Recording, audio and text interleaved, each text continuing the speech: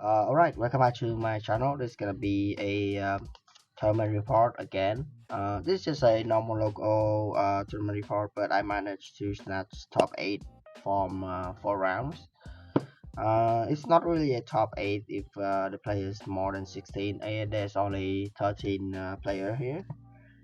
But my local was like kind of chill and still, yeah, we gotta do a top 8 cut. So I managed to snap top 8 from the tournament. My records were 2-2, 2 win, 2 loss. Um, yeah, as usual, here's the build. You can pause the video to observe, or you can go down to the comment section to get all the description to get the deck code. I always put the deck code down there. Um, So this is gonna be my monthly tournament. Not monthly, but every single time I went to a tournament, I'm just gonna report it back. Um, so that's the build. You can see that this build this time I'm just ditching out and replace the draw engine with Finley.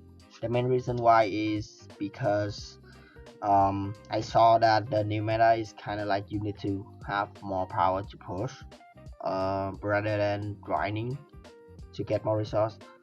But yeah, I decide to switch back to Finley to get a booster and trying to set up my attacker with the Farcasia or the follows.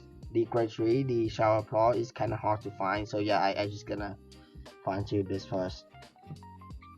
So that's the build, and I actually went 2-2 with the 2-2 with this build, and I can saw that if you control your soul chart and you control the Finley correctly, like you only use one instant of Finley per game, it's not really that bad, and you're not gonna deck out that much. Um, and you really have the 13k booster for your follows, so you have a really magic number column right there. Alright, let's go. Here's my and the top 8 in my defense. The top 8 match was really good, and I'm gonna have a feature match coming up next videos. But right now I'm just gonna do just this. So I won actually a win, a loss, and a win, loss, a win, and then a loss. Follow up with a loss. So my first one was against a Magnolia player again. He was from last week, but this time he's using a grade 3 build, and it doesn't really working out for him. It's kind of bad in a way. And he kind of break in his first grade 3 turn. I think he like on his first grade 3 turn he doesn't really do more than three attackers. That's why he doesn't have enough push to put me at more damage. Um, that break from one turn actually give me tempo to actually come back and farm a lot more and actually out tempo him and actually finish him on my heavy strike. So the first round was a win. My second round was against a Tamayura player. He played that matchup really well, and he kind of 3-land me in his grade 2 turn, and he checked a crit on grade 2. So the tempo was really on his side on that match, and it was kind of really easy to uh, you know finish the match out. Alright, so next game, my round 3 was against a passion player. In my opinion, or most of my passion matchup, it's not hard. It's not that hard. It's still hard, but it's not that hard. You just have to play with the odds and take some dry check. If he check too much trigger, you lose. If he check a reasonable amount of trigger, you can still guard it. but if he check too much trigger, you can lose. So this time he doesn't check that much trigger, and he does try passion prime. In my opinion, is kind of too early. He can farm one more turn before he ride passion fly prime, but like he ride prime too much. No, not too much, but like too early. So I kind of checked that match too. So round 3 was a win. My last round was my against a Finley player, and he played it perfectly.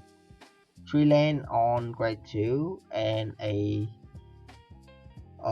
grade 3. He's just kind of pressuring a lot, and he kind of know what he's doing. He's going to PG and then discard the order to fill up the order, and then next turn he just look back the PG with the grade 2.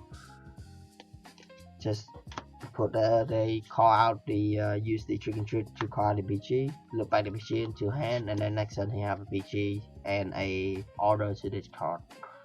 So he playing it kind of perfectly, I think. He actually went get top 2 with that, but I still managed to went to top 8. I'm gonna have a feature match with my match on top 8. That was another loss, but I feel like I playing it really well on that match. There's some really small mistake, but like those mistakes can cost you game. So yeah, so my top 8 match was against a Ava player, and I did manage to play it really well, but I don't think it's gonna be enough because my opponent also playing it really well. So like I said, I kind of learned something from this tournament. That is the soul cycle here. That is, if you using it too much, your deck is nothing else outside of soul cycle, and your right check is gonna be blank much more often if you use too much of the soul cycle to discard for striding or something like that. Discard for riding, I still, in my opinion, I still think this is gonna be important, but discard for striding is you have to think about that.